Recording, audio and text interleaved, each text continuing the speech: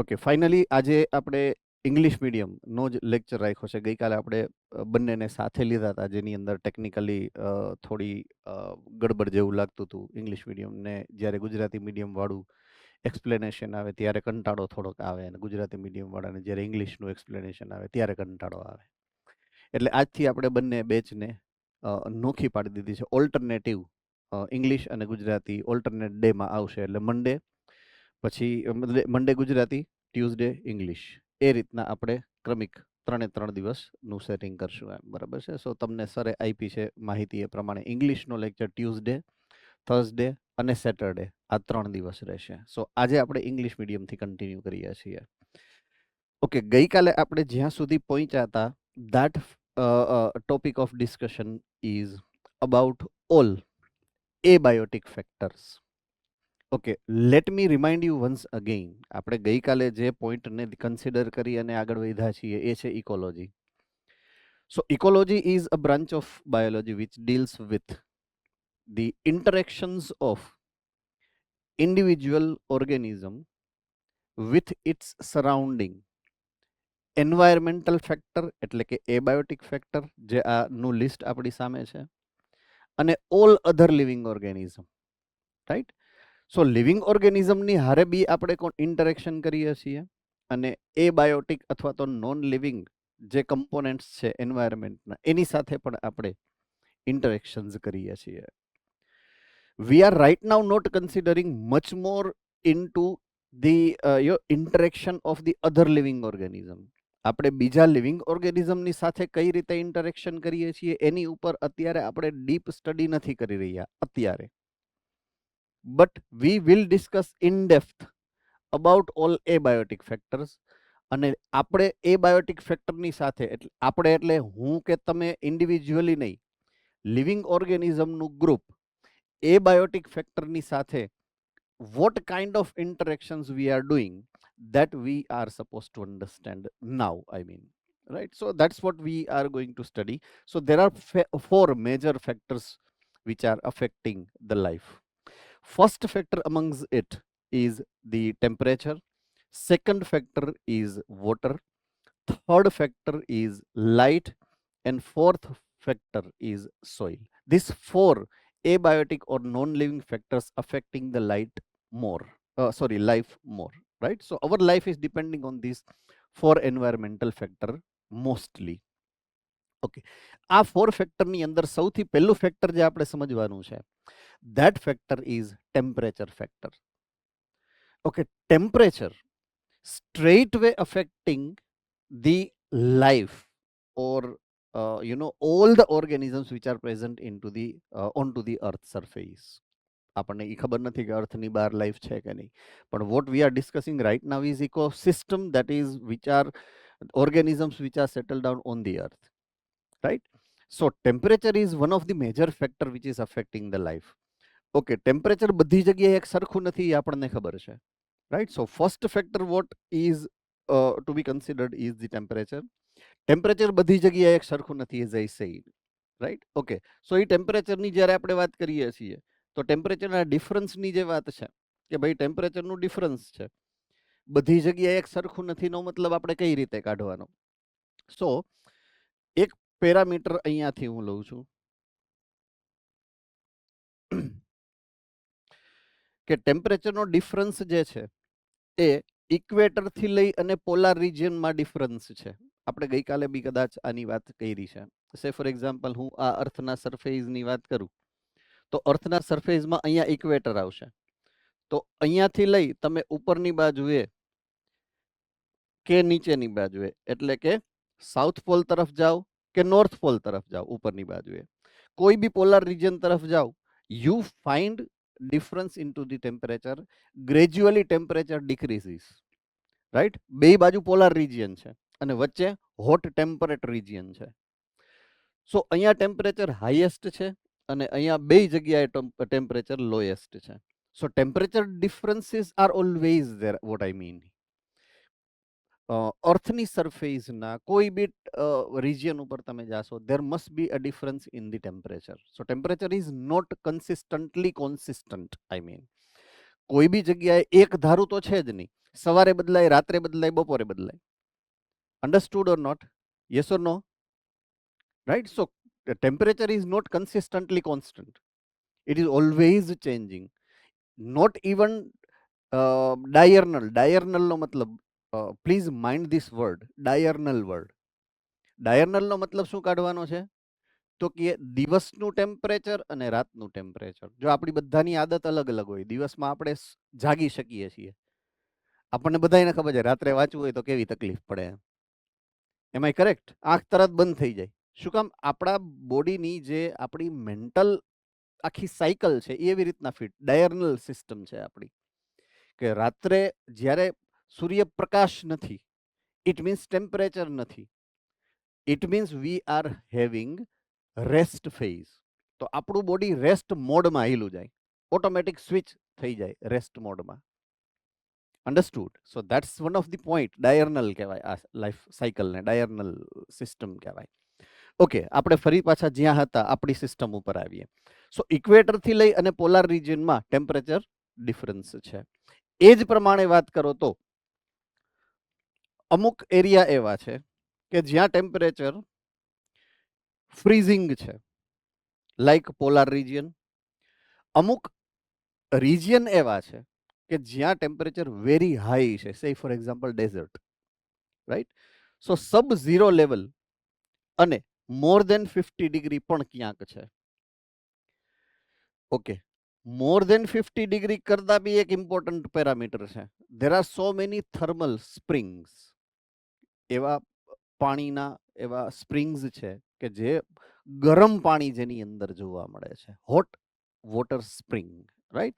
સો એમાં તો sometimes you can see 90 degrees Celsius, even more than 100 degrees Celsius.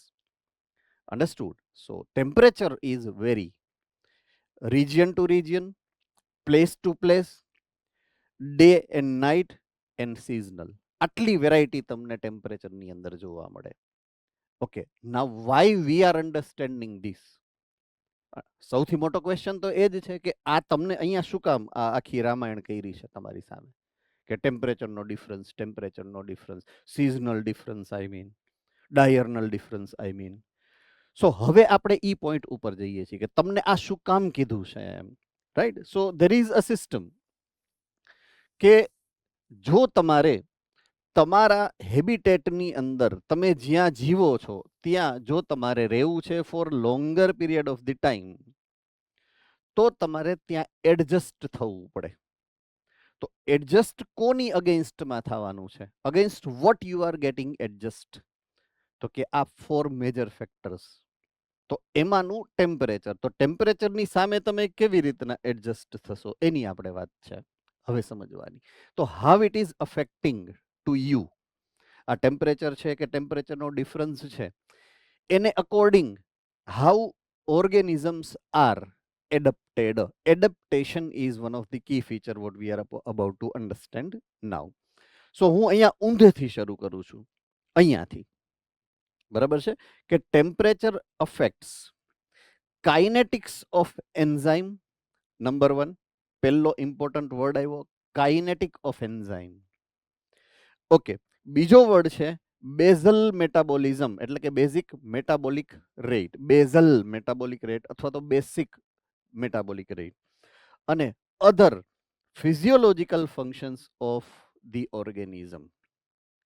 Okay, very importantly chapter number 9 standard 11 ની અંદર તમને આ કોન્સેપ્ટ સમજાવેલા છે.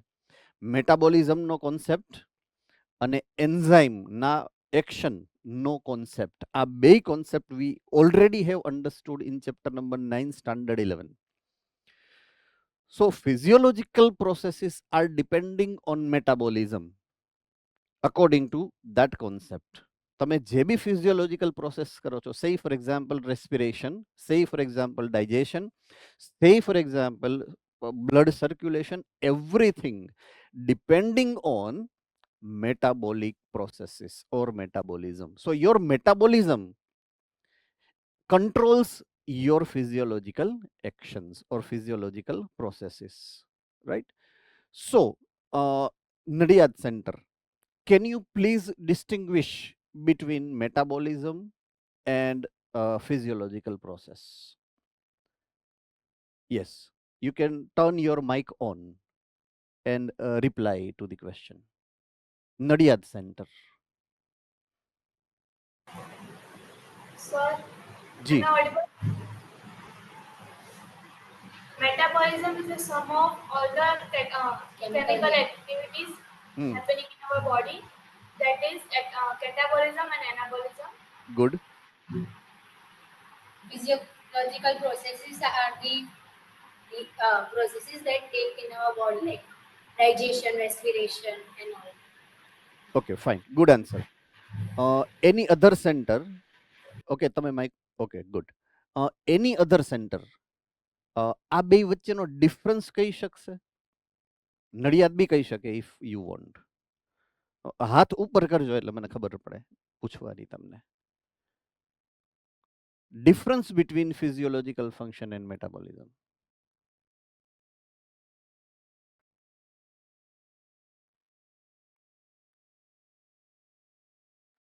તમે ટેક્સ્ચ્યુઅલ ડેફિનેશન આપી. It is very right. It is not wrong. But મારે કન્સેપ્ચ્યુઅલ ડિફરન્સીસ જોઈએ છે બે વચ્ચેના.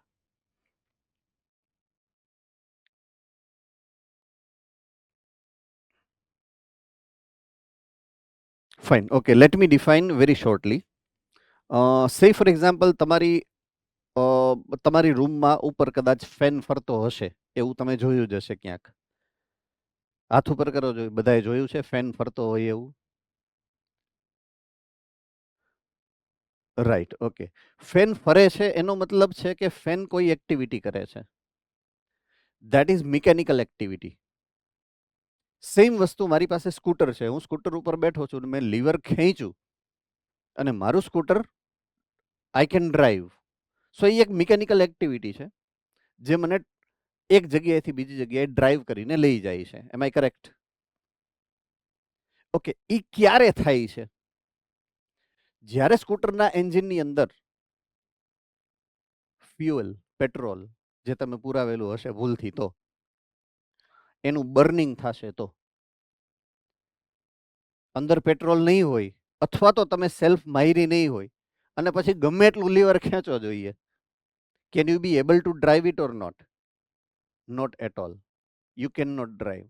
ભલે તમારી પાસે મશીન છે, you can not drive if you do not burn the fuel. So આપણા માટે કી કોન્સેપ્ટ અત્યારે શું થઈ ગયો? If you can burn the fuel, you can drive the engine. Burning is chemical process and driving is mechanical. So mind it very well. Whensoever you want mechanical process to happen, you need to do chemical processes at the background. તમારે બેકગ્રાઉન્ડમાં chemical processes કરવી પડે in order to make physical processes happen. This is how entire universe works. આખું universe આ જ concept ઉપર કામ કરે છે. Right? So chemical is reaction અને ફિઝિકલ ઇઝ એક્શન. એક્શન અને રિએક્શન વર્ડનો ડિફરન્સ છે. કેમિકલ્સ જે મોલેક્યુલર લેવલ ઉપર થાય છે એને તમે રિએક્શન કહો છો, રિએક્શન હોય. રાઈટ? પછી ફોર્સિસ જે હશે ફિઝિક્સના તો એ ફિઝિકલ પ્રોસેસ છે. ડિસ્ટન્સ તમે કવર કરો છો તો એ ફિઝિકલ પ્રોસેસ છે. ટ્રાન્સફર થાવ છો એક જગ્યાએથી બીજી જગ્યાએ, લોકોમોશન કરો છો બાયોલોજીમાં તો એ ફિઝિકલ પ્રોસેસ છે. ગ્રોથ કરો છો, ફિઝિકલ પ્રોસેસ છે. ડાયજેશન કરો છો, ફિઝિકલ પ્રોસેસ છે. હાર્ટ બીટ થઈને પંપ કરે છે, ફિઝિકલ પ્રોસેસ છે. લિવિંગ સિસ્ટમની અંદર જે ફિઝિકલ પ્રોસેસ થાય ને એને કહેવાય ફિઝિયોલોજિકલ પ્રોસેસ. અન્ડરસ્ટુડ નાઉ? આ ડિફરન્સની વાત કરું છું. બટ એના માટે મારે જો મારા ડાયજેસ્ટિવ સિસ્ટમમાં ડાયજેશન નામની ફિઝિયોલોજિકલ એક્ટિવિટી કરવી છે તો મારી આખી ડાયજેસ્ટિવ સિસ્ટમને કામ કરવું પડે. ઇફ યુ આર એગ્રી, હાથ ઉપર કરશો. આખી ડાયજેસ્ટિવ સિસ્ટમને કામ કરવું પડે. તો digestive system is not made up of single organ. It means એના બધા મલ્ટિપલ ઓર્ગનને કામ કરવું પડશે. Starting from mouth to anus બધું કામ કરશે one by one, not at a time, definitely. Am I very correct? So organs are working for it. કોણ વર્ક કરે છે? ઓર્ગન વર્ક કરે છે ફોર ઓર્ગન સિસ્ટમ. હવે ઓર્ગન ક્યારે કામ કરી શકે? Say for example my stomach or my mouth ક્યારે કામ કરી શકે? જ્યારે એના મસલ્સ, જ્યારે એના અધર ટિશ્યુઝ કામ કરશે. તો ટિશ્યુઝ વર્કિંગ ફોર ઓર્ગન્સ. ઓલી હેરાર્કી આવી હતી ને, સેલ, ટિશ્યુ, ઓર્ગન ને ઓર્ગન સિસ્ટમ. તો ઓર્ગન સિસ્ટમ ક્યારે કામ કરે? જ્યારે ઓર્ગન કામ કરે. ઓર્ગન ક્યારે કામ કરે? જ્યારે ટિશ્યુ કામ કરે. ટિશ્યુ ક્યારે કામ કરે? જ્યારે સેલ કામ કરશે. તો અલ્ટિમેટલી કામ કોને કરવાનું છે? સેલ્સને. કોને કરવાનું છે? સેલ્સ. હવે સેલ કામ કેમ કરશે? સેલ કામ કેમ કરશે? તો કે સેલ હંમેશા મેટાબોલિઝમ કરે. સેલની અંદર સાઇટોપ્લાઝમ ને સાઇટોપ્લાઝમની અંદર મેટાબોલાઇટ્સ, એવું સમજાવ્યું હશે 9th ચેપ્ટરમાં તમને. રાઈટ? સો મેટાબોલાઇટ્સ સેલની અંદર સાઇટોપ્લાઝમની અંદર કામ કરે છે. સો સેલની અંદર થાય મેટાબોલિઝમ, જેથી સેલ જે રિઝલ્ટ આપે છે ને, સેલ જે રિઝલ્ટ આપે છે, ઇફેક્ટ થાય છે, that is physiological process. Do mind it very well, do understand it perfectly, and do remember it long lifetime. I mean, not for long time, but lifetime. These concept is very important to understand biology from base. Concept of metabolism and correlation of metabolism with physiological process. થોડોક at par, એટલે કે જૂનું મેં revision અત્યારે કરાવવું પડ્યું because it is very important for us as I understood. So અત્યારે આપણે એને અત્યારે પાછું સ્ટોપ કરી નાખું છું. રાઈટ? 9th ચેપ્ટર વાળું જે કન્સેપ્ટ મેં તમને અત્યારે સમજાવ્યું એને હું પાછો અત્યારે પોઝ ઉપર મૂકી દઉં છું. ભવિષ્યમાં જ્યારે આપણે જરૂર પડશે ત્યારે રીએક્સપ્લેન કરવાનો વારો આવશે તો કરશું. જો તમે યાદ નહીં રાખો તો યાદ રહી જશે બધાને? હાથ ઉપર કરો જોઈએ, કન્ફર્મેશન આપો જોઈએ. Okay, good. આઈ હોપ કે આમાંથી એક ખોટા ના પડો. Right? So kinetics of enzyme. Kinetics of એન્ઝાઇમનો મતલબ શું છે? કે એન્ઝાઇમ જે કામ કરે છે, એન્ઝાઇમ તો સ્પીડ વધારી દે બાયોકેમિકલ રિએક્શનની, એવું સમજાવ્યું છે. સો એ સ્પીડ વધારવાની, સ્પીડ વધારવું, kinetic. Right? So it is kinetics of enzyme. એન્ઝાઇમની જે સ્પીડ વધારવાની પ્રોસેસની જે સિસ્ટમ છે, that is called kinetics of enzyme. એ એનાથી અફેક્ટેડ થાય છે. કોનાથી? ટેમ્પરેચરથી. So temperature straight way affecting to enzyme kinetics. Basal metabolic rate. જો આમાં ફેરફાર થાય, એન્ઝાઇમ કાઇનેટિક્સમાં ફેરફાર થાય, તો અસર કોની ઉપર થાય? મેટાબોલિઝમ. કારણ કે મેટાબોલિઝમને કંટ્રોલ કોણ કરે? એન્ઝાઇમ્સ. સો મેટાબોલિઝમ ઉપર જો અસર થાય અને મેટાબોલિઝમ જો ઓછું થાય તો અલ્ટિમેટલી ક્યાં? ફિઝિયોલોજીકલ ફંક્શનમાં ડિફરન્સ આવે. સો અલ્ટિમેટલી ટેમ્પરેચર થ્રુ એન્ઝાઇમ તમારા આખા બોડીના રેગ્યુલેશન ઉપર સ્ટ્રેટ વે અસર કરે છે. That is how you are suppose to understand the effect of temperature on living organisms. Right? આમાં કોન્સેપ્ટ બધાને સમજાઈ ગયો છે હું માનું છું. નો સમજાણો હોય તો હાથ ઉપર કરો, અનમ્યુટ કરી અને મને પૂછી શકો છો. નહીતર હું નેક્સ્ટ સ્લાઇડ ઉપર જઉં છું હવે. ફાઇન. ઓકે, હવે સે ફોર એક્ઝામ્પલ ટેમ્પરેચરના ડિફરન્સીસની આપણે વાત કરી 2 સ્લાઇડ પહેલા, કે રાત્રે અલગ ટેમ્પરેચર થઈ જાય, દિવસે અલગ ટેમ્પરેચર થઈ જાય. કોઈ એક રિજિયનમાં અલગ ટેમ્પરેચર છે, કોઈ બીજા રિજિયનની અંદર temperature is something else. Now in that case, in a particular region, you may have 2 types of organisms which can adjust into the temperature difference. જો થાય ટેમ્પરેચર ડિફરન્સ તો એડજસ્ટમેન્ટની વાત છે. સે ફોર એક્ઝામ્પલ આપણે આપણી વાત કરીએ. Do you find humans into polar region or not? If yes, you can raise your hands. Can you be able to find humans into polar region?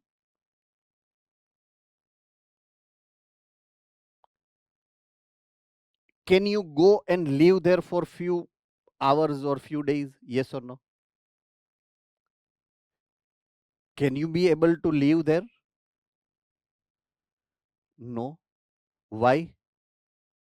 because of the temperature? Yes or no? Because of temperature. Okay, આપણે થોડાક નીચે આવી જઈએ. How polar રિજિયનની વાત નથી કરવી. We slightly move towards towards tropical region, slightly move towards tropical region. Say for example it is European countries. જો world map તમને ખબર હોય તોની વાત છે, બાકી તો જય શ્રી કૃષ્ણ, હે ને? સો તમે પોલાર રિજિયન થી સેજ નીચે આવશો, હું નોર્થ પોલ ની વાત કરું, સાઉથ પોલ ની નહીં. સાઉથ પોલ તરફ બહુ ઓછા કન્ટ્રીઝ છે, રાઈટ? હું નોર્થ પોલ ની વાત કરું. નોર્થ પોલ થી હું નીચે આવું એટલે યુરોપિયન કન્ટ્રી આવે એક બાજુ, બીજી બાજુ આવશે રશિયા. તો અહીંયા હ્યુમન્સ છે કે નહીં? યસ ઓર નો? બધા જ કન્ટ્રીઝમાં છે, લોટ ઓફ છે. હજી નીચે આવો તમે તો હવે શું આવે? Canada, America. બીજી સાઈડ રશિયા વાળી સાઈડ નીચે શું આવે? મોંગોલિયા. રશિયા, રશિયાની નીચે શું આવશે? મોંગોલિયા. મોંગોલિયાની નીચે શું આવશે? ચાઇના. ચાઇનાની નીચે શું આવશે? ઇન્ડિયા. ઓલી બાજુ આફ્રિકા અને ઈ રિજિયન આવે બધો, નોર્થ અમેરિકા અને આફ્રિકા. પછી સાઉથ આફ્રિકા અને સાઉથ અમેરિકા. આ બધા કન્ટ્રીઝ આવે જેમ ઉપરથી. તો કઈ જગ્યાએ હ્યુમન્સ નથી? Humans are everywhere. Hottest temporal region થી લઈ અને હાર્શેસ્ટ કોલ્ડ કન્ટ્રીઝની અંદર છે. એલાસ્કાની અંદર તમે ભલે એમ કયો પોલાર રિજિયનમાં નથી, એલાસ્કાની અંદર they have so many villages, so many cities and a lot of people are living there.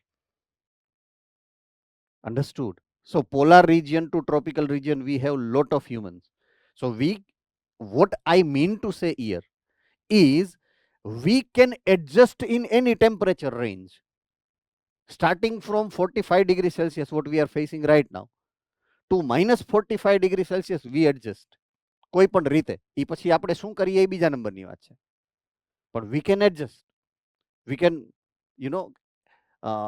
can you adjust our internal system or external system to fit into that condition? What I mean.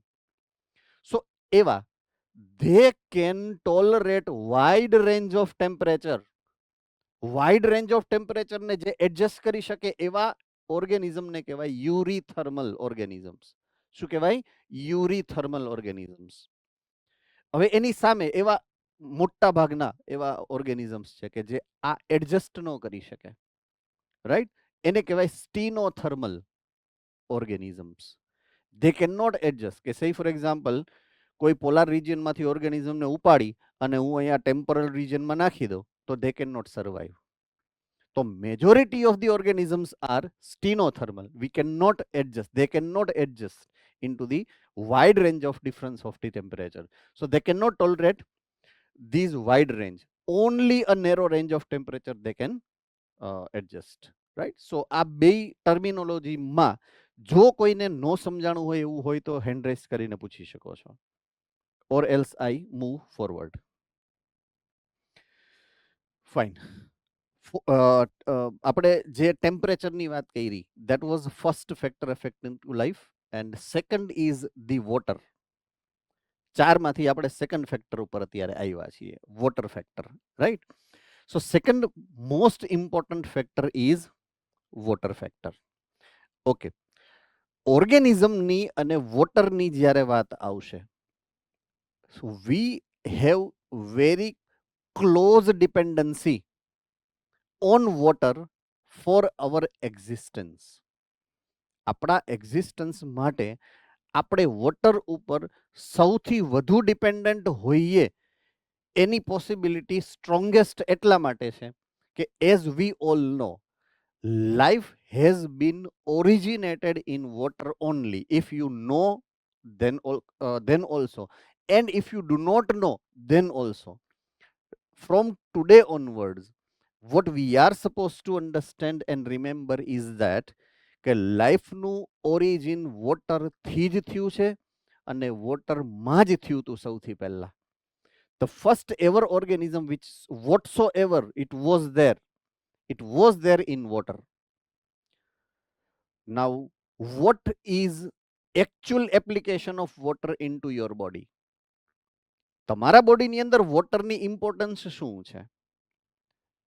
If anybody nose અમંગ્સ you, જો તમારામાંથી કોઈને ખબર હોય તો hand rays કરો અને unmute કરી અને you can answer the question. What is importance of water in your life inside your body? જેટલું તમને ખબર છે. Yes, Nadiad centre. Sir metabolical activities જે સેલમાં થાય એના માટે વોટર ઇમ્પોર્ટન્ટ છે. યસ, મેટાબોલિઝમ જે થાય છે સેલની અંદર, you can unmute the mic. Okay, metabolism જે થાય છે, મેટાબોલિક એક્ટિવિટી સેલની અંદર થાય છે, તો એનું મીડિયમ બને છે water. Right, it is acting as a medium of metabolic activities. Okay, બીજું કોઈ ઇમ્પોર્ટન્સ ઓફ વોટર?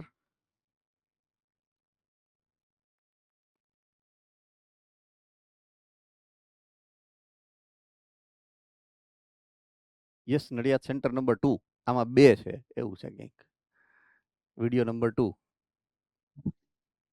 યસ બેટા. It constitutes most of the part of our body, like 70%. Okay. It constitute our body majorly because it 70% of water is present into your body. Okay, I was intended you to come to that point actually, right? શું કામ એ સમજાવું તમને. આપણને એવું છે કે water is our constituent. It is not. Mind it very well, it is not constituent of your body. Chapter number 9 again. Chapter number 9 એવું છે કે જે તમને ન આવડતું હોય તો બાયોલોજી ના આવડે.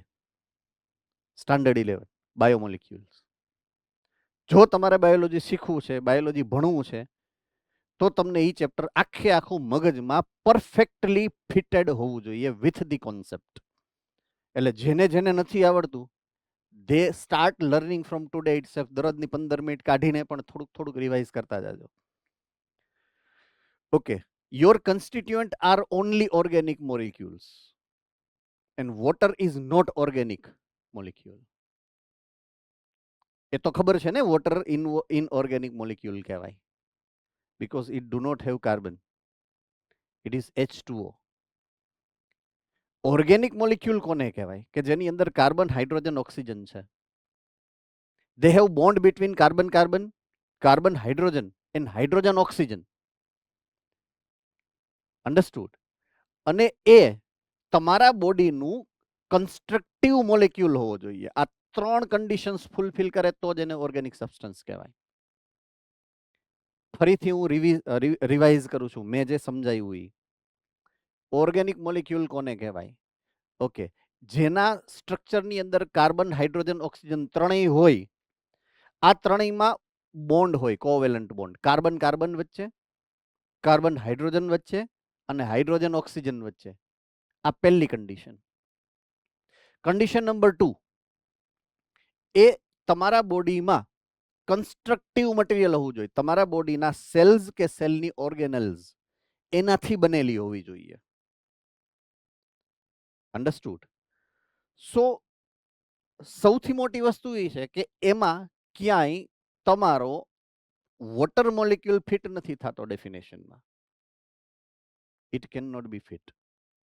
કારણ કે એમાં તો પેલી શરત જ ખોટી પડી જાય, કાર્બન જ નથી એનામાં, H2O. It is just acting as a medium. જે પહેલી ડેફિનેશન નડિયાદ સેન્ટરમાંથી આન્સર આવ્યો એ. બીજું, it is a medium of transportation. યાદ રાખવાનું છે હવે તમારે. તમારા બોડીમાં જે પણ મોલિક્યુલ્સ ટ્રાન્સપોર્ટ થાય છે ઇન્ટરનલી, એ ટ્રાન્સપોર્ટ કોણ કરે છે? વોટર. રાઈટ? એટલે તમારા બોડીની અંદર for that region, right, sorry, for that reason you need water field in your body. તમારું બોડી એ વોટરથી ભરેલું હોવું જોઈએ. બે રીઝનથી. એક મીડિયમ છે અને બીજું ટ્રાન્સપોર્ટ કરે છે. એટલા માટે તમારા બોડીમાં 70% ઓફ વોટર છે. ઇટ ડઝ નોટ મીન કે water is a constituent of your body. No, it is not. It is inorganic, so it can not be. Okay, how simplest લેંગ્વેજમાં સમજાવું તમને. તમારો રૂમ છે એમાં તમે પંખો નાખી શકો, સ્ક્રૂ ખોલી કાઢી શકો અને રૂમની બારે લઈ જઈ શકો. That can not happen with the brick. ઈંટને એવું ન કરી શકો. એમ આઈ કરેક્ટ? તમારા વોલ છે, તમારા રૂમની જે વોલ છે એની ઈંટ તમે આમ કાઢી અને નાખીને પછી બહાર મૂકો ને વળી પાછી બહારથી આમ અંદર ફિટ કરો એવું થાય છે? કારણ કે ઈંટ કન્સ્ટ્રક્ટિવ મોલેક્યુલ છે રૂમનો, રાઈટ? ઈ નો હોય તો રૂમ નો બને. પણ ફેન હોવો જરૂરી નથી, કન્સ્ટ્રક્ટિવ મટીરિયલ નથી, એ તો એક્સેસરી છે. તમારી જરૂરિયાત પ્રમાણે તમે એક્સેસરી ફિટ કરી શકો, કાઢી શકો, બદલાવી શકો.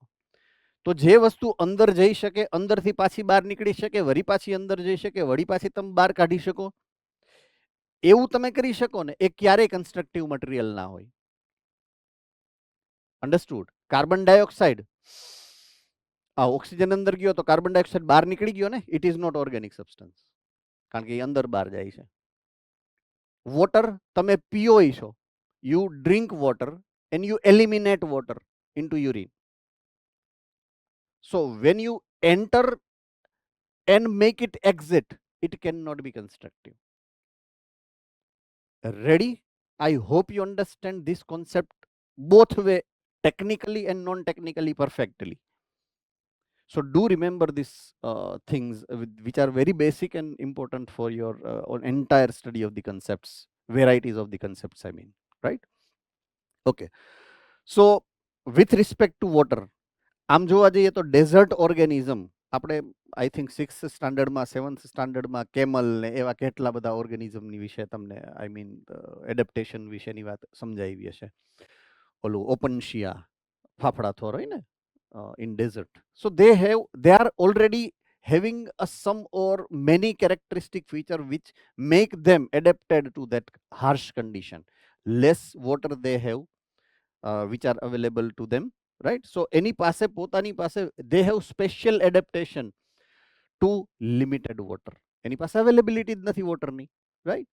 સામે productivity and distribution of plants is depending on water. હવે હું પ્લાન્ટની વાત કરું, આ એનિમલની વાત કરી હતી, એનિમલ અને ઓછા વોટરની. બીજી વાત મેં કરી છે એ પ્લાન્ટની કરી છે, અને પ્લાન્ટ માટે વોટર શું છે તો બે જગ્યાએ ઇફેક્ટ કરે. એક પ્રોડક્ટિવિટી. What is productivity? કોઈ હાથ ઉપર કરીને કહી શકશે પ્રોડક્ટિવિટી કોને કહેવાય?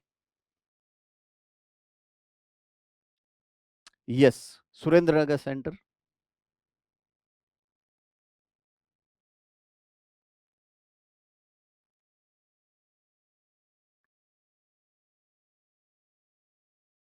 Sir, yes. productivity is the rate of production of biomass per unit time or per unit area. Clearly કદાચ મને નથી મળતો તમારો વોઇસ, બટ હું એવું સમજી શકું છું કે production of food, is it you want to tell? Okay, ના you can continue please. The production of any biomass or organic matter in per unit time is considered as productivity. Yes, very nice and technical answer you have, right? Very technical, very nice answer. Production of biomass, production of all organic substances into plant body, say for example આપણે પ્લાન્ટની વાત કરીએ છીએ તો એને કહેવાય productivity. શું કહેવાય? પ્રોડક્ટિવિટી. પ્રોડક્શન ઉપરથી પ્રોડક્ટિવિટી. પ્રોડક્શન પ્લાન્ટ કોનું કરે છે તો કે ઓર્ગેનિક મોલેક્યુલ્સનું. અન્ડરસ્ટુડ? સો આપણે જે પોઈન્ટ ઓફ વ્યૂને કન્સિડર અત્યારે કરીએ છીએ એ પ્રોડક્ટિવિટીને કન્સિડર કરીએ છીએ. તો પ્લાન્ટની પ્રોડક્ટિવિટીમાં કઈ પ્રોસેસ ઇન્વોલ્વ છે તો કે ફોટોસિન્થેસિસ. ધેટ વી નો. આખું ચેપ્ટર આવી ગયું છે આપણે 11thમાં, રાઈટ? સો ફોટોસિન્થેસિસની અંદર વોટરની શું રોલ એન્ડ રિસ્પોન્સિબિલિટી છે, કોણ કહી શકે? What is importance of water in photosynthesis?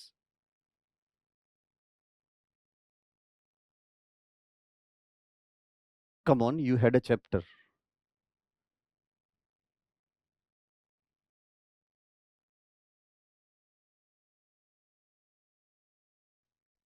Sir, to provide electrons to PS1 center.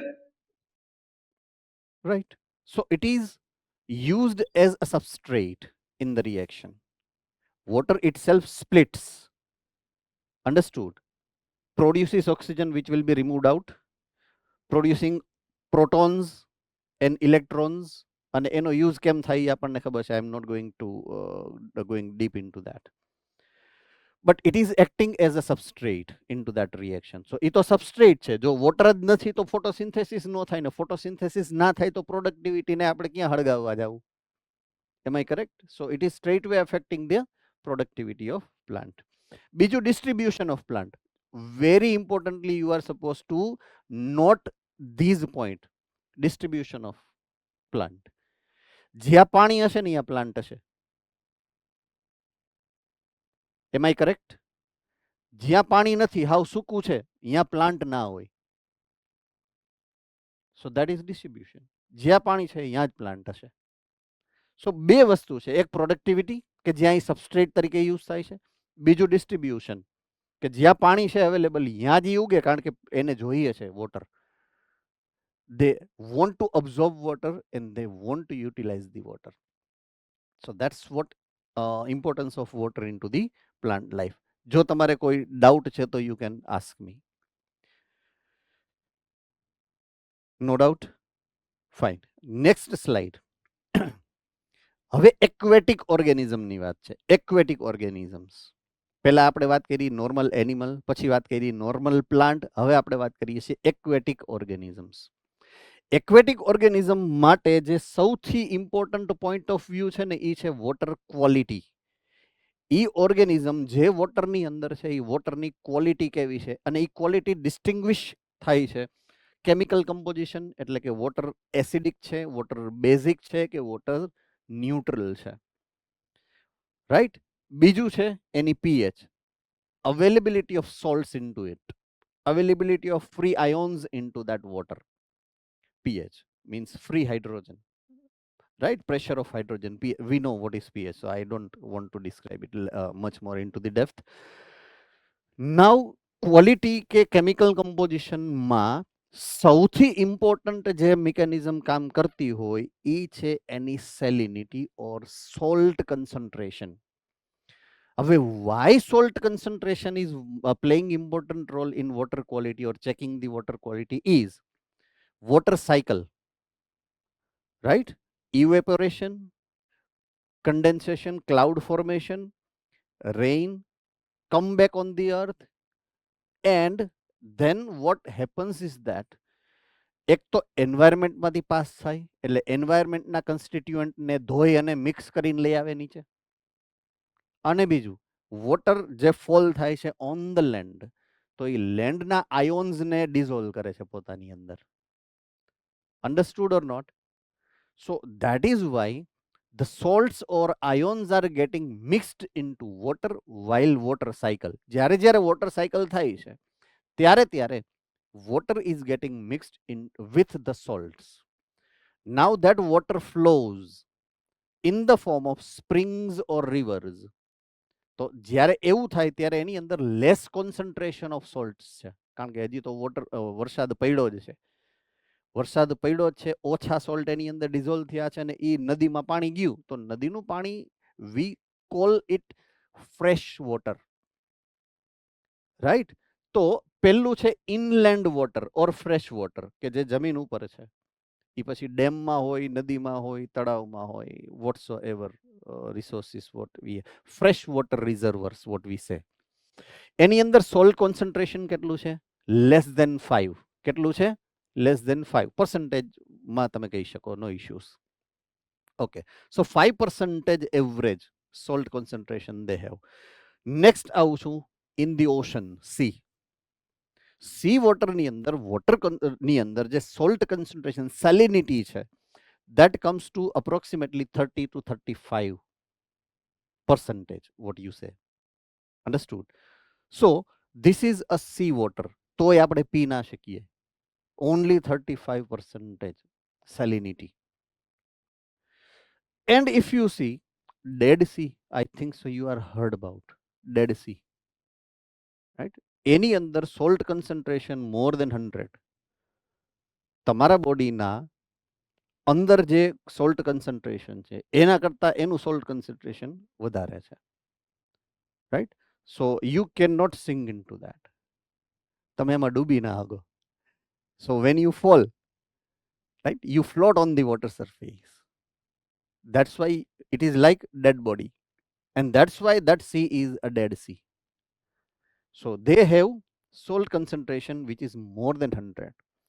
So આમાં સૌથી વધારે ઇમ્પોર્ટન્ટ જે વોટર બોડી છે, રાઈટ, આપણા માટે આપણને જે ખબર છે એ પ્રમાણે એ છે ઓશન, સી.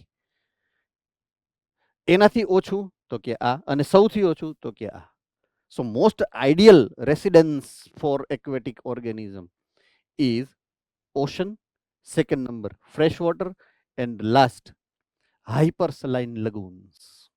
એ છેલ્લું છે, બરાબર છે? તો ક્યાં કેટલા ઓર્ગેનિઝમ વધારે જોવા મળે એને મેં કમ્પેર કરી સોલ્ટ કન્સન્ટ્રેશનના કમ્પેરિઝનથી સમજાવવાનો પ્રયાસ કર્યો. I hope it is understood by everyone. જેને ન ખબર પડે એ હાથ ઉપર કરી શકે છે, પૂછી શકે છે અનમ્યુટ કરીને. ઓકે, જે પ્રમાણે આપણે આગળ ટેમ્પરેચરમાં ડિફરન્સ સહન કરવાની કેપેસિટીની વાત કરી હતી, રાઈટ, પોટેન્શિયલને સહન કરવાની, કે હાર્શ એન્વાયરમેન્ટલ કન્ડિશન છે, લો ટેમ્પરેચર છે, બિલો 0, તોય આપણે જીવી શકીએ, અને 50 ડિગ્રી સેલ્સિયસ છે તો અહીંયા આપણે છીએ જ હ્યુમન્સ. યુરી થર્મલ અને સ્ટીનો થર્મલ, એમ અહીંયા સેલિનિટી માટે પણ બે ટાઈપના ઓર્ગેનિઝમ્સ છે, યુરી હેલાઇન અને સ્ટીનો હેલાઇન. પ્રિફિક્સ સેમ છે, યુરી અને સ્ટેનો બે. પાછળના પોસ્ટ ફિક્સ બદલા. ઓમાં ટેમ્પરેચર એટલે થર્મલ હતું, આમાં સેલિનિટી છે એટલે હેલાઇન થઈ ગયું. બાકી બેયનો મિનિંગ એક જ છે. So euryhaline type of organism tolerate wide range of salinity, અને stenohaline type of organism tolerate only very narrow range of the difference of salinity. So એ પણ એક પોઈન્ટ ઓફ વ્યૂ કન્સિડર કરવાનો થશે, right? હવે થાય કેવું કે આના હિસાબે યુરી હેલાઇન ઓછા હોય, વેરી રેર, અને સ્ટીનો હેલાઇન કેવા છે? Majority of them are stenohaline, can not tolerate wide range. Understood? So થાય એવું કે majority of the fresh water organism એને તમે ઉપાડી અને ઓશન ફ્લોરમાં નાખી દો, અથવા તો રિવર્સ વે, ઓશનિક ઓર્ગેનિઝમને ઉપાડી અને તમે ફ્રેશ વોટરમાં નાખી, they cannot survive, right? They do not survive because of osmoregularity. This is the key feature, this is a key concept. Osmoregularity નો પ્રોબ્લેમ આવે. શેનો પ્રોબ્લેમ આવશે? ઓસ્મોરેગ્યુલારિટી નો. Now what is osmoregularity? That you must aware of. બરાબર છે? એ આપણે અત્યારે કોન્સેપ્ટમાં લેતો નથી, પણ મને એટલી ખબર છે કે ઓસ્મો રેગ્યુલારિટી શું છે એ 11th સ્ટાન્ડર્ડની અંદર એ ક્યાંક ને ક્યાંક ટચ થઈ ગયું છે આપણને કન્સેપ્ટ. છતાં જો ન થઈ ગયો હોય તો આસ્ક ટુ યોર ટીચર્સ.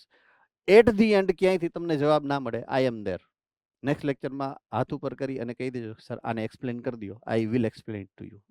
ગમે ત્યારે જ્યારે પણ તમને હું કોઈ બી આવો કોઈક ટાસ્ક આપું કે તમારે આ ગોતી આવવાનું છે, આ સમજી આવવાનું છે, આ પૂછી આવવાનું છે, ભણવાનું છે, ત્યારે તમારે ટ્રાય કરી અને એટ ધી એન્ડ જો તમને ના મળે એનો આન્સર, એટલે તમારે નેક્સ્ટ લેક્ચર કે નેક્સ્ટ ટુ નેક્સ્ટ લેક્ચર તરત જ હાથ ઉપર કરી અને મને પૂછી લેવાનું છે કે સર આ તમે પૂછ્યું હતું, આ તમે કીધું હતું, પણ અમને ક્યાંયથી મળ્યું, હવે આનું શું કરવાનું છે? તમે એક્સપ્લેન કરશો કે તમે જગ્યા દેખાડશો એમ. Understood? I will guide it to you. I will explain either or I will guide you. કે અહીંયાથી ટ્રાય કરો, જો નો મળે તો હું પછી સમજાવીશ એમ. Understood? I will try કે you find rather I explain. Because એનાથી મજા આવશે, તમને મજા આવશે, તમારે ગોખવું નહીં પડે, તમને યાદ રહેશે.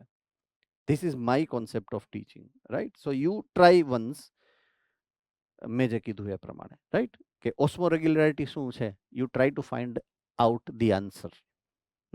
Okay, fine. આમાં કોઈને કઈ તકલીફ નથી હું માની લઉં છું, છતાં હોય તો હાથ ઉપર કરી શકો છો. ઓકે, થર્ડ જે ફેક્ટર છે affecting to life is light. Light જે આપણને સોલાર રેડિયેશનમાંથી મળે છે on the earth, right? So plant need sunlight for the photosynthesis. Standard 5 થી આપણે જાણીએ છીએ, બરાબર છે, કે પ્લાન્ટને જો ફોટોસિન્થેસિસ કરવું છે તો એને લાઇટની રિક્વાયરમેન્ટ છે, વોટરની રિક્વાયરમેન્ટ છે, વોટ્સોએવર. આવું બધું આપણે વર્ષોથી જાણીએ છીએ. ઓકે, હવે થાય કેવું કે say for example I am with respect to the entire tropical rainforest વાત કરું, tropical rain forest, huge canopies, I mean મોટા મોટા ઝાડવા છે. if you have ever observed them, જો તમને ક્યાંય ખ્યાલ હોય તો એમેઝોન રેઇન ફોરેસ્ટનું એવું સ્ટ્રક્ચર છે કે જ્યાં વર્ષો સુધી સનલાઇટ નીચે જમીન ઉપર ટચ નથી થઈ શકી. એવા એરિયા છે એમેઝોનની અંદર, અને લાર્જર એરિયા છે. એવા નથી કે એક જગ્યા કોઈ અવડું, એવું નહીં. દે હેવ લાર્જર એરિયા કે જ્યાં મોટા ભાગે સનલાઇટ નીચે સુધી પહોંચી નથી શકતી. એવી જગ્યાએ ઘણી વખત many researches have try to invade, try to look into that કે અંદર શું છે, ગયા પાછા નથી આવ્યા. There are hundreds of those kind of scientists who never returned back from the Amazon.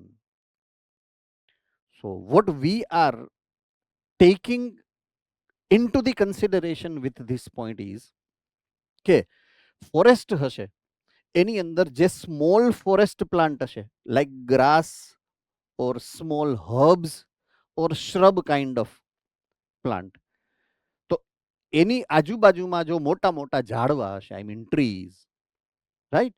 So they will overshadow them, કે sunlight અહીંયા સુધી પહોંચવા જ ન દે નીચે સુધી. Understood? So they have minimum availability of direct sunlight onto them in jungle. What I mean, not in grassland, right? In jungle, what I mean here is, so in a small forest plant, herbs or shrubs are adapted to photosynthesize optimally under very low sunlight. એને very low quality અને ક્વોન્ટિટીમાં sunlight મળે છે. Reflect થઈને એની સુધી પહોંચે એ જ એને મળે.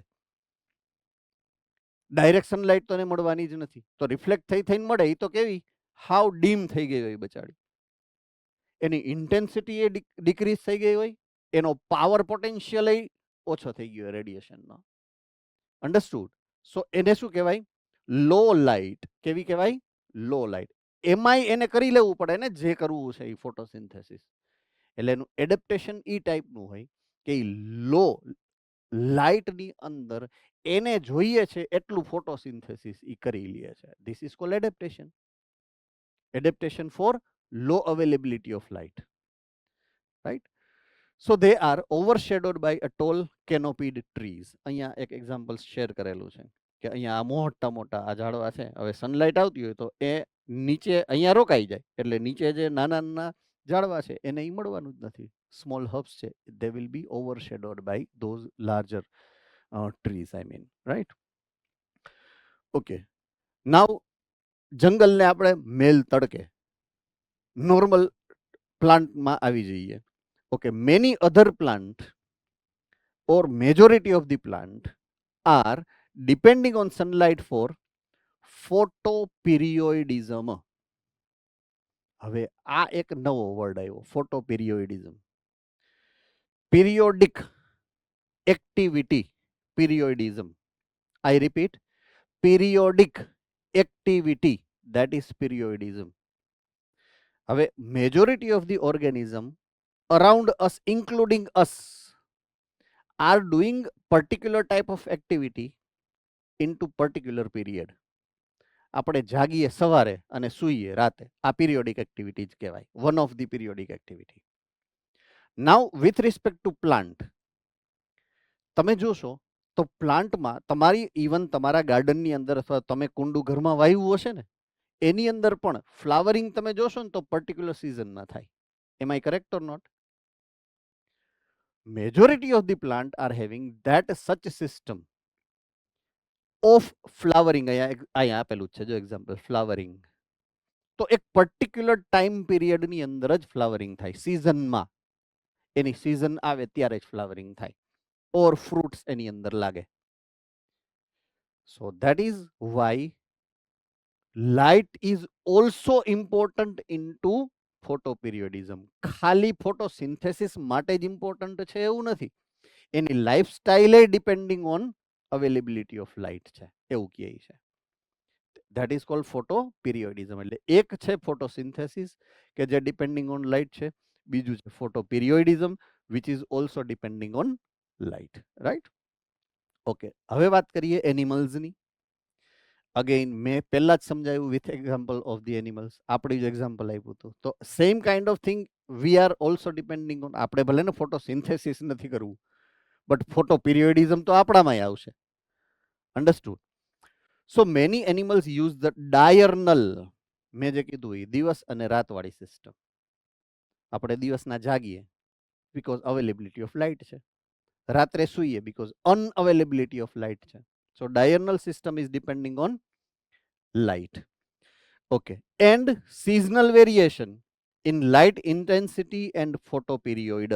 Again જો અહીંયા આવ્યો photoperiodism. Right? તમે જે photoperiodism ને એનિમલના પોઈન્ટ ઓફ વ્યૂ થી જોવાની છે, તો કદાચ તમારામાંથી કોઈકને ઈ ખબર હશે, કદાચ આઈ મીન, કે right now if you want to visit Gir forest safari, you can not. એવી ખબર છે તમને? અત્યારે સફારી પાર્ક બંધ થઈ ગયો છે. ખાલી ગીર ફોરેસ્ટનો નહીં, લગભગ નેશનલી બધા જ નેશનલ પાર્કમાં આ જે પણ એનિમલ્સ હશે એના જે સફારી પાર્ક હશે એ બધા ક્લોઝડ છે.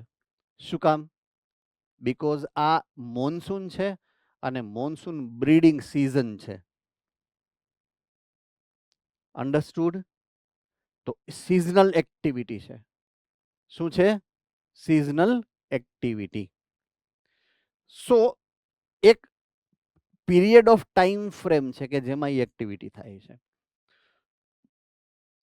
હવે જે બી મોન્સૂન એક્ટિવિટી છે કે વોટ્સો એવર, ઈ એક એક્ઝામ્પલ તરીકે મેં તમને સમજાવ્યું. સો એવી રીતના આપણી એક્ટિવિટી કેવી છે? તો કે લાઇટ ડિપેન્ડિંગ છે, પીરિયોડિક છે, which is depending on light. So photoperiodism છે. પણ કેના માટે આપણે એનિમલ્સ ફોટો પીરિયોડિઝમ ક્યાં યુઝ કરે છે? નંબર 1, ફોરેજિંગ. ફોરેજિંગ નો મતલબ કોને ખબર છે? હેન્ડ રેઝ કરશો. ફોરેજિંગ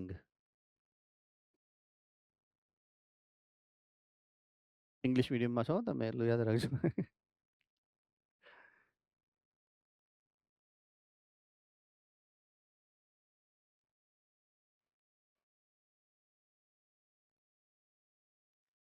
ફીડિંગ, ખાવાનું ખાવા જાય નહીં, ગાય ચરવા જાય, પંખી ચણવા જાય, એને ફોરેજિંગ કહેવાય. સિંહ શિકાર કરવા નીકળે, આને ફોરેજિંગ કહેવાય. Foraging activity to get the food in any mean. કોઈ બી મીનથી તમારે ફૂડ લેવાનું છે, એટલે ઘરની બહાર નીકળી hunting for food, gathering for food and feeding activity, આને કલેક્ટિવલી ફોરેજિંગ કહેવાય. Understood? So foraging activity is depending on availability of light. અંધારામાં કોઈ ફોરેજિંગ કરવા ન જાય, કોઈ ખાઈ જાય. અન્ડરસ્ટુડ? અજવાળામાં શું કામ જાય? કારણ કે એને ખબર પડે કે આજુબાજુમાં કોણ છે, જોઈ શકે. એટલે foraging activity is depending on light. Number 2, reproductive. ટેમ્પરેચરની certain availability of temperature is depending on light, and temperature is straight way connected to reproduction process. રાઈટ? તમને શરૂઆતના 2-3 ચેપ્ટર્સ જે સમજાવ્યા છે રિપ્રોડક્શનના 12th સ્ટાન્ડર્ડની અંદર, પહેલું અને બીજું, રિપ્રોડક્શન ઇન ફ્લાવરિંગ પ્લાન્ટ અને હ્યુમન રિપ્રોડક્શન વાળું. તો ટેમ્પરેચરનો રોલ ક્યાંક ને ક્યાંક આવ્યો હશે એમાં. નો આવ્યો હોય તો try to find it out. What is role and responsibility of temperature with respect to reproduction? Right? And third, migratory activities. Right? Migration. અમુક બર્ડ્સ જે છે એક જગ્યાએથી બીજી જગ્યાએ આવી જાય, વળી પાછા વયા જાય, માઇગ્રેશન કરે. રાઈટ? અત્યારે ડેડકાની સિઝન આવી, frogs around you. Why? Because of the availability of the water. Right. So they can not tolerate the direct sunlight. તો અત્યારે ડાયરેક્ટ સનલાઇટની અવેલેબિલિટી કેવી હોય? ઓછી હોય. So it is ideal season for them to grow. એટલે એ અત્યારે આવી જાય. પછી ડાયરેક્ટ સનલાઇટ આવી જાય, કારણ કે પછી મોન્સૂન વહી ગયું એટલે પ્લાન્ટ વાદળા વહી ગયા, ડાયરેક્ટ સનલાઇટ આવી ગઈ. They can not tolerate them, so they hide them, right. Hibernation કરી નાખે. Understood. So that is also one of the important key feature which is depending on light. Okay. For light, we are depending on sun. So sun is the ultimate source of light and temperature on land, right? Okay. હવે એવી વાત છે કે જ્યાં કોઈ દિવસ sunlight પહોંચતી નથી into the ocean. ઓશન ફ્લોરના ઉપરની સરફેસ ઉપર લગભગ 500 મીટર એવી સરફેસ છે કે જ્યાં સનલાઇટ પેનિટ્રેટ કરી શકે. 500 meter only. Below 500 meter into the ocean, sunlight cannot travel. It cannot get into that. Never at. Ready? So deep, that is more than 500 meter into ocean, the environment is completely dark and there is no energy available from sun. यहाँ sun energy, solar energy છે જ નહીં. So याना जो organism હશે કોઈ, maybe, if suppose I mean, તો याना organism કોઈક અધર એનર્જીનો use કરતા હશે, that is chemical energy. Chemosynthesis નામ તમે સાંભળેલું છે. સનલાઇટ મળતી હશે તો ફોટોસિન્થેસિસ આવશે. If they do not have availability of sunlight, they will follow chemosynthesis mechanism. Understood? Okay, next. Quality of solar radiation. Very important phenomena. Very, very important phenomena. You must be aware with PAR. Photosynthetical adaptive solar radiation.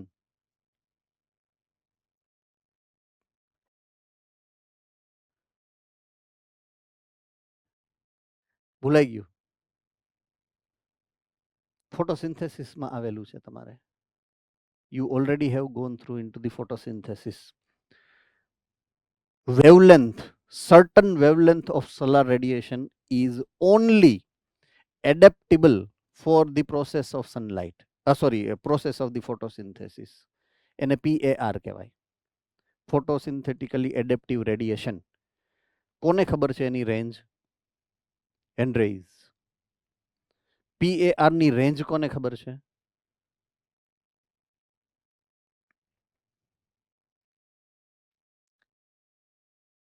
Yes, Ahmedabad centre. 680 nanometer. હું range કહું છું, range એટલે અહીંયાથી અહીંયા સુધી એમ. 680. Yes, Bhuj. 400 Yes, it is from 400 nanometer to 700 nanometer. It is PAR, photosynthetically adaptive radiation. એમાં chlorophyll A અને chlorophyll B 680 અને 700 આવે. એ સ્પેસિફિક છે, રેન્જ નથી. Ready? So do remember these all.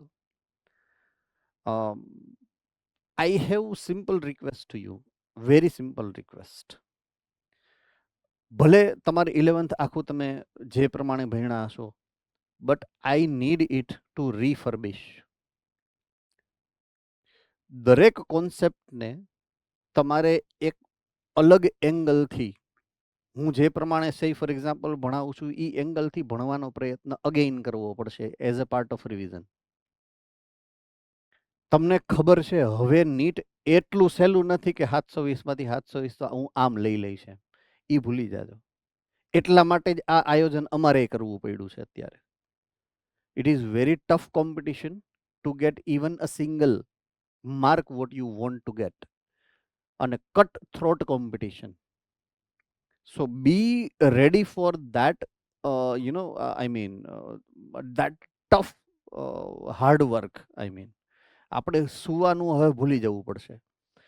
Comfort ઝોનને ક્રોસ કરી અને ડિસ્કમ્ફર્ટ કે હાર્ડ વર્કિંગ લાઈફસ્ટાઈલમાં આવી જવાનું છે with respect to either learning biology or learning physics or learning chemistry. So that is my humble request to each and every one કે conceptual મેટરની point of વ્યૂથી તમારે દરેક 11થના સ્ટાન્ડર્ડના તમામ કોન્સેપ્ટ ને તમામ ચેપ્ટર્સના જેટલા પોઈન્ટ્સ છે બધાને અગેઇન રિવાઇઝ કરજો. This is my humble request. Understood? હું જ્યાં જ્યાં કરેક્ટ કરવાની જરૂર પડશે ને આ કોન્સેપ્ટને કરેક્ટ કરતો જઈશ. પછી એ કોન્સેપ્ટ જ્યાં આવ્યો હોય ને ત્યાં તમારે વહી જવાનો 11મા ધોરણમાં અને પાછું એ વાંચી લેવાનું એક વખત. એટલે you will feel the difference of understanding your self. સે ફોર એક્ઝામ્પલ મેં અત્યારે મેટાબોલિઝમ થોડુંક સમજાયું. વિથ રિસ્પેક્ટ ટુ મેટાબોલિઝમ મેં તમને ફિઝિયોલોજીકલ પ્રોસેસનો ડિફરન્સ સમજાવ્યો, એકબીજાનો ઇન્ટરેક્શન સમજાયું. હવે તમે એ જ્યારે મેટાબોલિઝમ વાંચશો કે એન્ઝાઇમેટિક રિએક્શન વાળું આખો પોર્શન વાંચશો ને તો આખી અલગ જ મેટર તમને સમજાશે કે ઓકે આ આવું હું પહેલા સમજતો હતો કે સમજતી હતી અને છે આ આવું એમ. So that way what I wish you to be prepared or get prepared, right? So that you are supposed to get into. Okay, so I am into the radiation, solar radiation ની જે range છે એની વાત કરું છું. હવે અમુક range હાવ primitive range હોય, હાવ ઓછી વેવલેન્થ વાળી, that is UV રે. તો યુવી સ્પેક્ટ્રમ બધાય ઓર્ગેનિઝમ માટે ઓલમોસ્ટ હાર્મફુલ જ છે. Right? UV radiation is not good for us or majority of the organisms. So it is majority of the organisms are not likely to be exposed to UV radiation. There are maybe few organisms which can tolerate, but he highly adaptable હશે ને. Right? So UV spectrum is harmful for many organisms. Many એટલા માટે લખ્યું કે there are few which can be exposed to UV radiation. એ બહુ adaptable છે. So they can. Not all the color component of the visible spectrum are available for marine plants. Marine plant જે છે તમે આલ્ગીનું classification યાદ કરો જોઈએ. સૌથી પહેલી આલ્ગીનો ટાઈપ કયો છે? ક્લાસ કોણ કહેશે હાથ ઉપર કરીને? પહેલો આલ્ગીનો ક્લાસ. Yes, Surendranagar centre.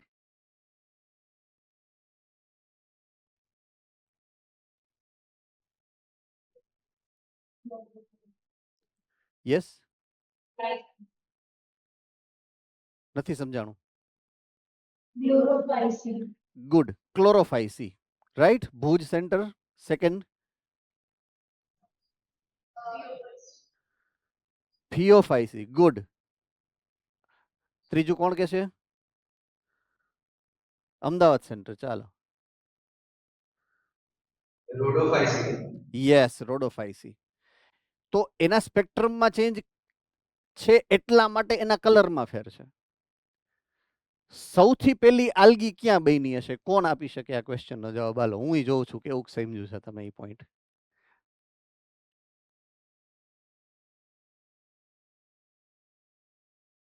ક્લોરોફાઇસી. સૌથી પહેલા કોણ બન્યું હશે? ક્લોરોફાઇસી.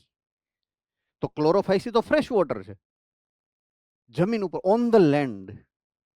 ક્લોરોફાઇસી કેવી છે? Fresh water, on the land. Okay, આમ જોવા જઈએ તો સૌથી પહેલા પ્રોકેરિયોટિક્સ બન્યા ઓશનમાં, પછી યુકેરિયોટિક બન્યા ઓશનમાં. યુનિસેલ્યુલર છે બંને. પોઈન્ટ સમજજો સરસ રીતે. હવે આ બંને માંથી પ્રોકેરિયોટિકમાંથી યુકેરિયોટિક બન્યા. આ યુકેરિયોટિક હવે with the flow, tidal flow, fresh વોટરમાં જાય. ફ્રેશ વોટરથી આગળ જાય તો ગુજરી જાય. They die, they can not survive. ઓલું ઓસ્મો રેગ્યુલેશન વાળું આવ્યું, યાદ આવ્યું? બટ આપણે કેવું, અમે એમ કહીને અહીંયાથી કે કોઈ અવાજ ન કરતા, તો આપણે શું કરી ખબર છે? હાથને આમ નીચેથી હેરવી અને બાજુમાં ચીટીઓ ભરી. એમાં કરેક્ટ? કોઈ આપણને એમ કહે ને કે આમ નહીં કરવાનું, એટલે આપણે ધરાર કરીએ. આપણી બાજુની શેરીમાંથી આપણે ગાડી સ્કૂટર લઈને નીકળ્યા હોય ને કોઈ એમ કે ને અહીંયાથી નીકળતો નહીં, નીકળીશ જા, થાય કર લે. એ આવ્યું ક્યાંથી ખબર છે? આ યુનિસેલ્યુલર માંથી આવ્યું. ઓશનમાંથી ફ્રેશ વોટરમાં જાય તો ફ્રેશ વોટર એને મારી નાખે. હવે તો જવું જ છે, હવે જઈને દેખાડવું એમ. પ્રશ્ન શું છે? What is question? Why they could not be able to survive there? Nutrition. શું રીઝન હતું? ન્યુટ્રિશન. કારણ કે ઓશન ફ્લોરમાં એને ન્યુટ્રિશન મળી જતું હતું આજુબાજુ સરાઉન્ડિંગમાંથી 30-35% ઓફ સોલ્ટ્સ, એમાંથી એનું કામ રોડવી લેતા હતા. હવે વાં 5% છે, કેન નોટ સર્વાઈવ. તો હવે કે આપણે શું કરશું? માથે હાથ દઈને રોવે, અરે અરે કે શું કરશું, જાવું તો છે ગમે એમ કરીને. બાજુમાં બેક્ટેરિયું આવ્યું, બેક્ટેરિયું. ઓલા પ્રોકેરિયોટિક સેલ આવ્યા, યુકેરિયોટિક ને કહે કાં ભાઈ હું હલવાણો એમ. પોઈન્ટ સમજો, મસ્ત છે કોન્સેપ્ટ. હું હલવાણો ઈ કે તો કે આ જો ને ત્યાં જવું છે પણ મેળ નથી પડતો, શું કરશું? ન્યુટ્રિશનનો પ્રોબ્લેમ આવે છે. કાંઈ વાંધો નહીં, I can help you out, હું તને મદદ કરીશ. તો પ્રોકેરિયોટિક સેલ ને યુકેરિયોટિક સેલ તો ભાઈ જા નહીં કે મને તું હું મદદ કરી શકીશ? હું હલવાણો છું અવડો મોટો થઈને એમ, તારા કરતા 100 ગણો મોટો થઈને. અરે એ કે નાનું પણ નાગનું બચ્ચું, તને એવું લાગે છે કે હું નાનો છું પણ હું નાનો નથી. તું એક કામ કરી કે હું તને અંદર ઘૂસવા દઈ કે. હવે આ પ્રોકેરિયોટિક ક્યાં હતા ખબર છે? Blue green algae. કોણ હતું? બ્લુ ગ્રીન આલ્ગે, જેને ફોટોસિન્થેસિસ કરતા આવડતું હતું. ઈ કેમાં ઘૂસ્યું? યુકેરિયોટિક સેલની અંદર ઘૂસી ગયું. ઘૂસ્યા પછી મોડિફાઈ થઈ ગયું. મોડિફાઈ, બહારનું જે ઓલું શીથ હતી એની, બરાબર છે, એની ઉપર જે પ્રોટેક્ટિવ શીથ હતી એને કાઢી નાખી, જરૂર નથી. Right?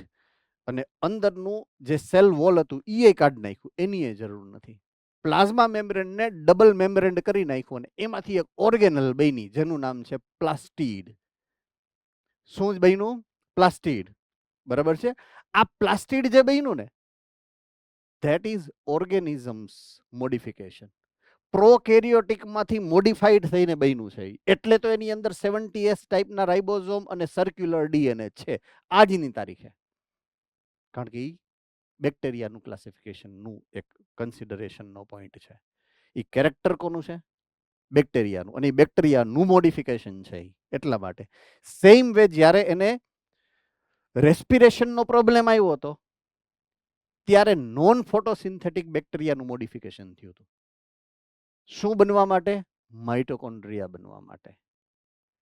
Mitochondria is also modifying or modified થયેલી ઓર્ગેનલ છે. Bacteria 2 mitochondria and bacteria 2 plastid. એક નોન ફોટોસિન્થેટિક અને એક ફોટોસિન્થેટિક બેક્ટેરિયા, બેયનું મોડિફિકેશન છે. એટલે બે સેલ્ફ રેપ્લિકેટિંગ છે. ખબર છે ને એવો વર્ડ આવ્યો છે તમારે, સેલ્ફ રેપ્લિકેટિંગ ઓર્ગેનલ. કારણ કે બેયની પાસે પોતાનું ડીએનએ છે.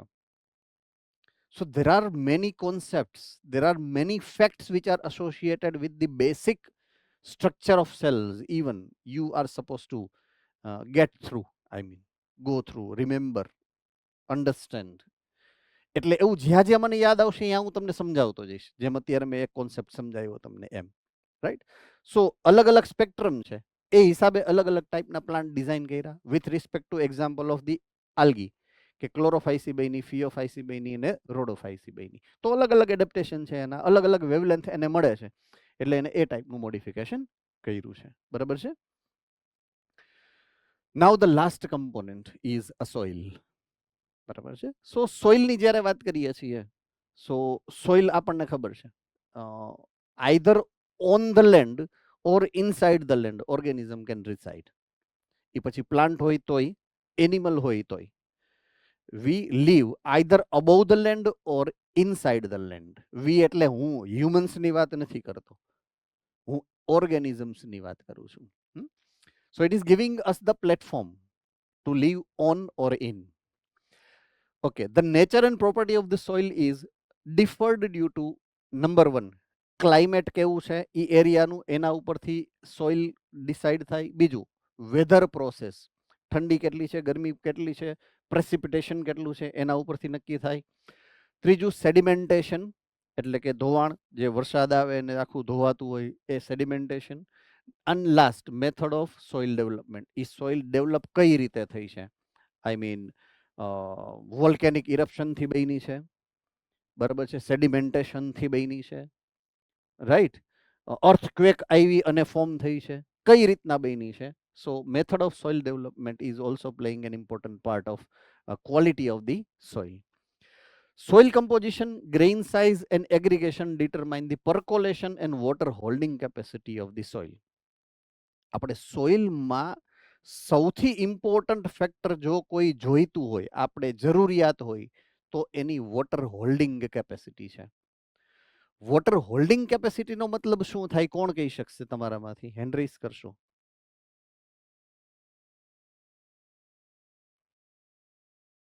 યસ, ભુજ.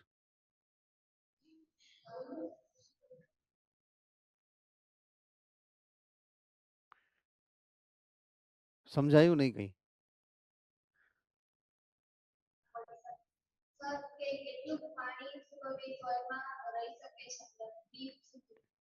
યસ, વરસાદ આવ્યો સે ફોર એક્ઝામ્પલ, સોઇલની અંદર પાણી સ્ટોર કેટલું થઈ શકે છે? અંદર ઉતરી જવાની વાત નથી, હોલ્ડ કેટલું થઈ શકે છે પાણી, એને વોટર હોલ્ડિંગ કેપેસિટી કહેવાય.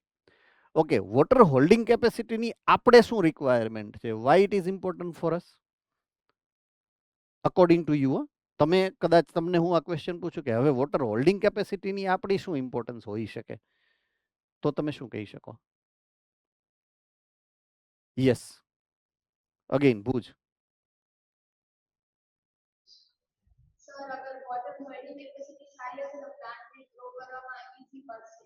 Yes,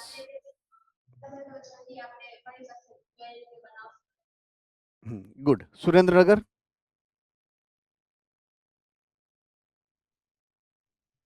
Maybe plants grow some plants need water requirements are available according to their requirements. After soil set for according to their local requirements. Okay, so ultimately plants, right? હમણાં આપણે plant અને water રિલેશનશિપની વાત કરી થોડીક. Plant need water in order to two things. એક, photosynthesis, right? બીજું, yes, Nadiad.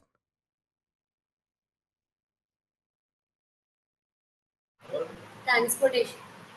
Good. So there are two requirement of plant or animals. So either use as a substrate or use for metabolism. બેમાંથી એક એની જરૂરિયાત છે, understood? અથવા તો પ્લાન્ટમાં બે જરૂરિયાત છે. તો વોટર એને જેટલું વધારે મળશે એટલું એના માટે વધારે સારું. તો વધારે મળે ક્યારે સોઇલમાંથી એને વોટર? જ્યારે સોઇલની વોટર હોલ્ડિંગ કેપેસિટી સ્ટ્રોંગ હોય અને સોઇલની અંદર વોટર સ્ટોર્ડ થયેલું હોય તો. આનાથી ઊંધી ફિનોમિના, વોટર હોલ્ડિંગથી ઊંધી ફિનોમિના છે પરકોલેશન. પરકોલેશન એટલે હોહરું નીકળી જવું, રાઈટ? પરકોલેશન એટલે શું થાય? હોહરું નીકળી જવું. ઓકે, તમને ખ્યાલ હોય તો એક ફિલ્ટરિંગ સિસ્ટમ બને. નીચે માટી નાખવાની, એની ઉપર રેતી નાખવાની, એની ઉપર નાના પથરા પેબલ્સ નાખવાના ને ઉપર મોટા મોટા પથ્થર નાખવાના. પછી વોટરને ઉપરથી તમે નાખો ને એટલે નીચેથી જ્યારે બહાર નીકળે ને ત્યારે એકદમ ક્લીન અને ફિલ્ટર થઈને નીકળે. આવી ફિલ્ટર સિસ્ટમની તમને ખ્યાલ છે કોઈને? કે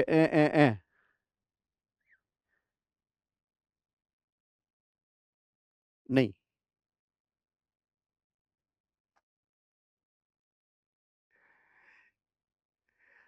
ફાઇન, કાંઈ વાંધો નહીં. તમારે કાંઈ નથી કરવાનું. એક પ્લાસ્ટિકનો ડબ્બો, ઓલો શ્રીખંડ ભરવાનો ડબ્બો આવે, હા, અડધો કિલો ને કિલોનો ડબ્બો આવે, એમાં નીચે હોલ પાડી દેવાના. હોલ એટલે અવડા ખાડા નહીં, નાના નાના હોલ પાડવાના. એમાં રેતી ભરવાની. શું ભરવાનું છે? રેતી. એની ઉપર પાણી નાખો તમે એટલે પાણી હોહનું નીકળી જાય. પાણા નાખશો તોય નીકળી જાય. એની બદલે માટી નાખશો તો એ ધીમે ધીમે નીકળશે. આનો ઓલી ચીકણી માટી આવે, ક્લે જેને કહો તમે, ક્લે, એ નાખશો ને તો પાણી નીચે આવશે જ નહીં, માંડ માંડ આવશે. આ જ્યાં કરશો તો એ માંડ એકાદ ટીપું ખરશે, હે ને? So it is a clear indication of characteristic feature, demonstration of the percolation activity and water holding activity. ક્લેની વોટર હોલ્ડિંગ કેપેસિટી કેવી છે? 0. એનાથી હોરું વોટર જાય જ નહીં. અન્ડરસ્ટુડ? પછી આવે મડ. મડ એટલે ગારો, માટી. એની વોટર હોલ્ડિંગ કેપેસિટી એક્સિલન્ટ. એટલે જેટલું મડ વધારે, ક્લે નહીં, મડ, એટલી જે સોઇલની ક્વોલિટી છે એ એગ્રીકલ્ચર માટે બેસ્ટ. આવું જો કદાચ સાંભળ્યું હોય તો, ન સાંભળ્યું હોય તો આજે તો સાંભળ્યું જ, બરાબર છે? સો માટી ઇઝ ઇમ્પોર્ટન્ટ ફોર એગ્રીકલ્ચર. માટી, આવું સાંભળ્યું હશે, માટી, ધૂળ નહીં. ધૂળ સૂકી હોય અને માટી ભીની હોય.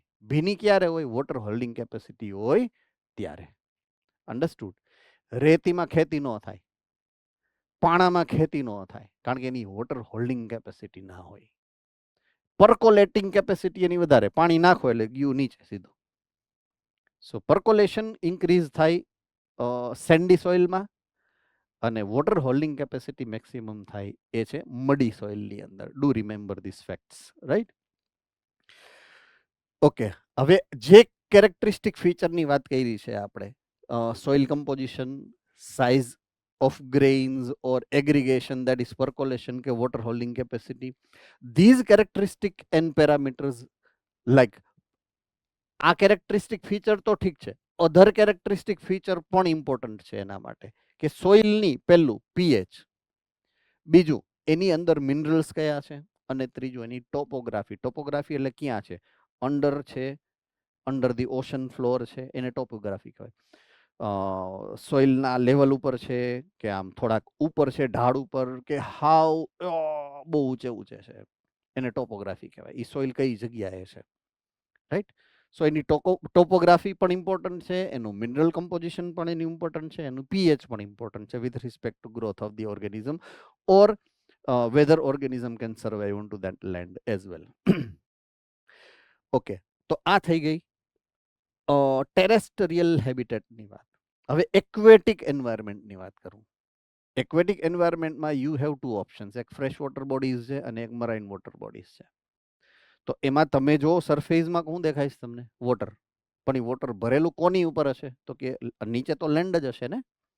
તો એ નીચેની જે લેન્ડ સરફેસ છે એની topography is important here. Soil તો અહીંયા છે જ, પણ એ ક્યાં છે? અંડર ધ વોટર સોઇલ છે.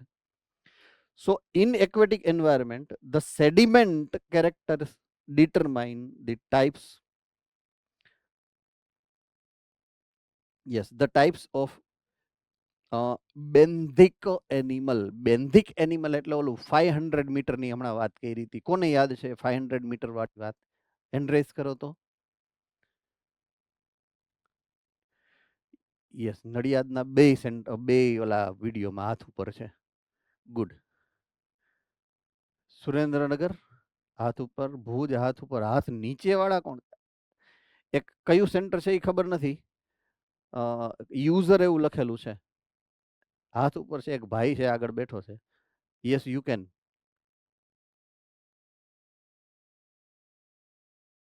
You can answer. યુઝર એવું લખેલું છે પણ સેન્ટરનું નામ નીચે નથી. યસ.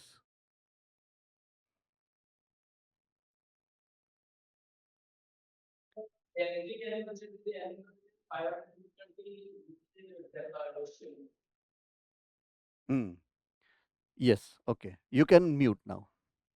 500 મીટર સુધી સનલાઇટ જે છે એ પેનિટ્રેટ કરી શકે છે. અબવ ધેટ લેવલ એટલે કે હવે આવશે તળિયું નીચે.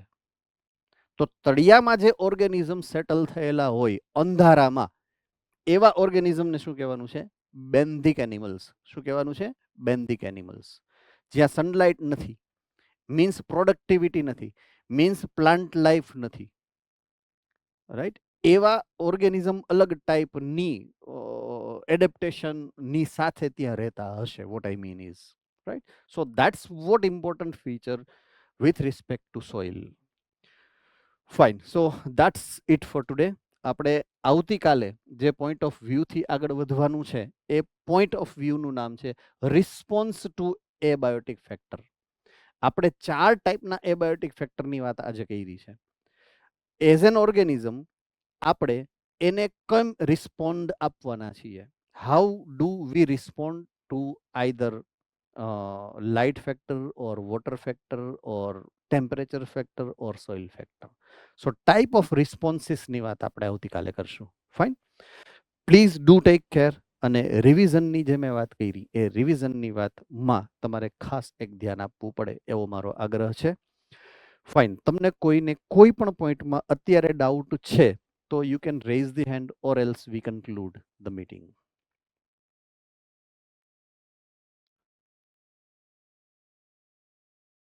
Fine. So here we are ending the session. Thank you very much.